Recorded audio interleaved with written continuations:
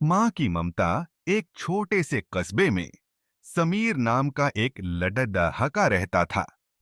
बचपन में ही पिता की मृत्यु हो जाने के कारण परिवार की आर्थिक स्थिति बड़द ही दयनीय थी। समीर की माँ कुछ पढ़ी लिखी जरूर थीं, लेकिन उतनी पढ़ाई से नौकरी कहाँ मिलने वाली थी। सो घर घर बर्तन मांजकर और सिलाई बुनाई का काम करके किसी तरह अपने बच्चे को पढ़ा लिखा रही थीं। समीर स्वभाव से थोड़ा शर्मीला था और अक्सर चुपचाप बैठा रहता था। एक दिन जब वो स्कूल से लौटा तो उसके हाथ में एक लिफाफा था। उसने माँ को लिफाफा पकड़ी धाते हुए कहा, माँ, मास्टर साहब ने तुम्हारे लिए ये चिट्ठी भेजी है। जरा देखो तो इसमें क्या लिखा है। माँ ने मन ही मन चिट्ठी पर ही और मुस्कुराकर बोली, बेटा, इसमें लिखा है कि आपका बेटा काफी होशियार है। इस स्कूल के बाकी बच्चों की तुलना में इसका दिमाग बहुत तेज है और हमारे पास इसे पढ़ाने लायक शिक्षक नहीं हैं। इसलिए कल से आप इसे किसी और स्कूल में भेजें। यह बात सुनकर समीर को स्कूल न जा सकने का दुहक तो हुआ, पर साथ ही उसका मन आत्मविश्वास से भर गया कि वो कुछ खास है और उसकी बुद्धि तीव्र है। माँ ने उसका दाखिला एक अन्य स्कूल में करा दिया। समय बीतने लगा। समीर ने खूब मेहनत से पढ़ाई की।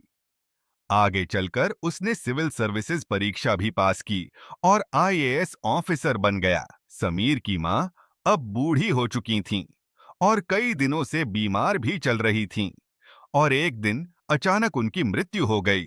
समीर के लिए यह बहुत बड़ी दैथा आघात था। वह बिलख बिलख कर रो पुडिधा। उसे समझ नहीं आ रहा था कि अब अपनी माँ के बिना वो कैसे जिएगा। रोते रोते ही उसने माँ की पुरानी अलमारी खोली और हाथ में उनकी माला, चश्मा और अन्य वस्तुएं लेकर चूमने लगा। उस अलमारी में समीर के पुराने खिलौने और बचपन के कप डिडाढे तक संभाल कर रखे हुए थे। समीर एक एक कर सारी चीजें निकालने लगा और तभी उसकी नजर एक पुरानी चिट्ठी पर पड़ी डिढ़ी। दरअसल ये वही चिट्ठी थी जो मास्टर साहब ने उसे 18 साल पहले दी थी। नम आंखों से समीर उसे पढ़ने लगा।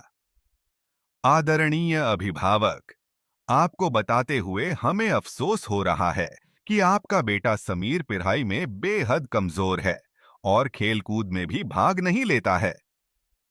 जान पड़े देता है कि उम्र के हिसाब से समीर की बुद्धि विकसित नहीं हो पाई है, अतः हम इसे अपने विद्यालय में पढ़ाने में असमर्थ हैं।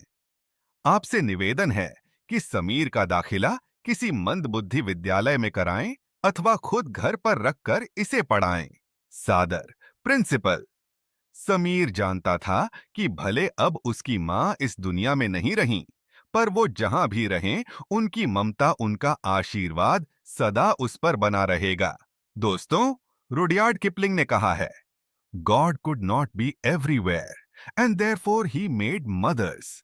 भगवान सभी जगह नहीं हो सकते, इसलिए उसने माएं बनाई। मां से बढ़कर त्याग और तपस्या की मूरत भला और कौन हो सकता है। हम पारच लिख लें, बड़े दहे होकर कुछ बन जाएं। इसके लिए वो चुपचाप ना जाने कितनी कुर्बानियां देती है। अपनी जरूरतें मारकर हमारे शौक पूरा करती है। यहां तक कि संतान बुरा व्यवहार करे तो भी मां उसका भला ही सोचती है। सचमुच मां जैसा कोई नहीं हो।